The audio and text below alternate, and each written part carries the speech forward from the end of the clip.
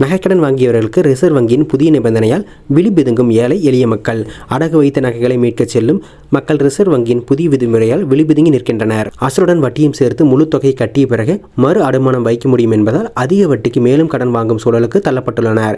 Reserve வங்கியின் புதிய நடைமுறை நகைக்கடன் வாங்கியவர்களுக்கு கடும் அதிருப்தியையும் அதிர்ச்சியும் ஏற்படுத்தியுள்ளது. நகைக்கடன் வாங்கியவர்கள் அதற்கான அவகாசம் முடிந்ததும் வட்டி மட்டும் கட்டி மறு அடமானம் வைக்கும் முறையை ரிசர்வ் வங்கி தடை செய்துவிட்டதே இதற்கு காரணம். நகைக்கடன் வாங்கியவர்களின் கால அவகாசம் முடிந்ததும் மொத்த பணத்தையும் கொடுத்து நகையை மீட்டு மீண்டும் புதியது போலத்தான் அடகு வைக்க முடியும். அதுவும் மறுநாள் தான் அவ்வாறு அடகு வைக்க முடியும் என்பதால் இது ஏழை எளிய மக்களுக்கு தலைவலியை ஏற்படுத்தியுள்ளது. அசலுடன் வட்டி கட்டும் அளவுக்கு பணமும் இருந்தால் உடனடியாக வங்கியில் செலுத்திவிட்டு நகையை மீட்டுக் கொள்வார்கள்.